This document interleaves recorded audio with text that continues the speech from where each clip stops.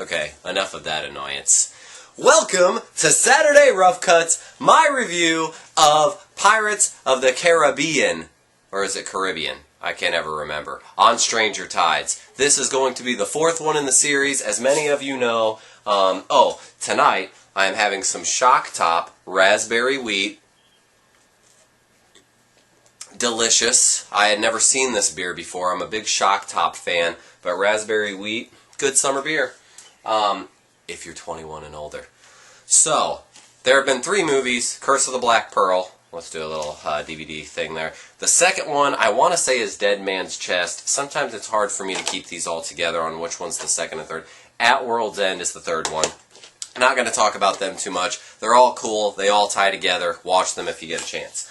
The one that just came out on Stranger Tides is a standalone tale. You definitely do not need to see the other 3 to watch this one, but by all means, it helps.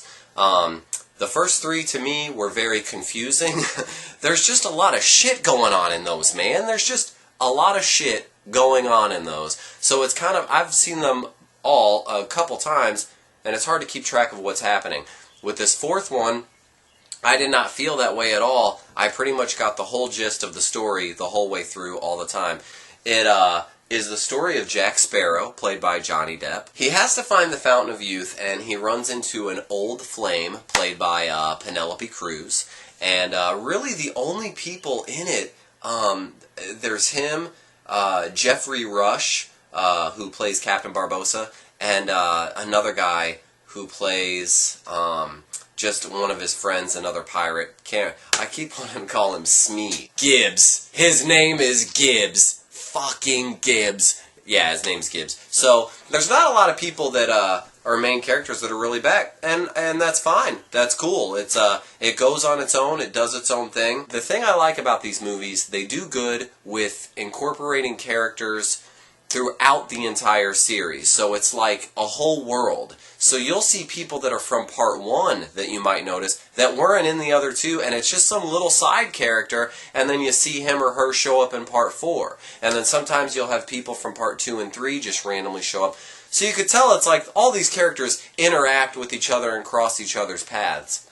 First off, let me give some positives. Very action-packed, good plot. It really has a nice steady flow to it. The actors seem like they're having a lot of fun, Johnny Depp included. I'm reading some things where it says like you could tell he's tired in this role and he's played it too much. Bullshit. Like, it looks like he's having a really good time and he could probably play this damn character forever, which I would be fine with. Some minor little complaints though. One, I saw it in 3D in one of the coolest theaters in St. Louis. And it sucked as far as watching it in 3D. There was no reason to have that. It actually made it darker and a little more foggy. I've talked to other people that have said they didn't experience that at all. Could have been the theater, but I blame it on the 3D. The other complaint I have with this is when the music gets going. You know, that dun, dun, dun, dun, dun, dun, dun. It's all exciting. I don't need to hear that theme music every 5 minutes because the movie is not always exciting. You need to play that when he's doing something awesome or when he's just barely escaping with his life. Like, I don't know. Don't play that when he's, eating a bowl of oatmeal or something. Just don't play it all the time. One thing that's just kind of weird to me, the director of this film, Rob Marshall, he directed an Annie TV movie. He directed 9 with, the musical, Chicago, The Wonderful Chicago, which everybody knows the soundtrack to, right? But he directed all these musicals. How did he get in on this billion-dollar franchise that has no musical parts at all? Make sure to stay till after the credits because there's something there. My last review, Fast 5, Cisco 182, told me that I should have stayed till after the credits. I don't know why the fuck I didn't. I was with my friends at the theater and they got up and left. I always stay till after the credits, and Fast 5 had something really cool after the credits. I don't see why anybody would really dislike this.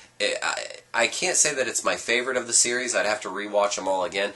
But I could definitely say that there are parts that make it one of my favorites. I definitely give it thumbs up. Check it out. See what you think of it. I have heard that they're going to try and film a 5th one and 6th one at the same time.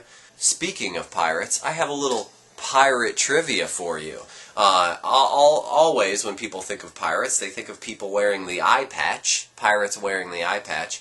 And did you know that pirates many times wore the eye patch, and all of them pretty much wore it, not because they were missing an eye, but because if you wore the eye patch over your eye and you were on the ship, like in the daylight, and then you had to go down below where there wasn't any lighting and they needed to get crates or supplies or whatever, or if they thought somebody was down there that shouldn't be, they could go down below deck and then they could shut this eye and flip up the eye patch and open that eye, and they could immediately see in the dark. And it works. It's not like you gotta wait a second. It's if you're wearing this eye patch all day and then you shut your eye and go like that and you're in the dark, you could see as clear as you could see in the dark. You could see really well. So that's why pirates wore their eye patch. I don't know if you wanted to know that, but I just told it to you.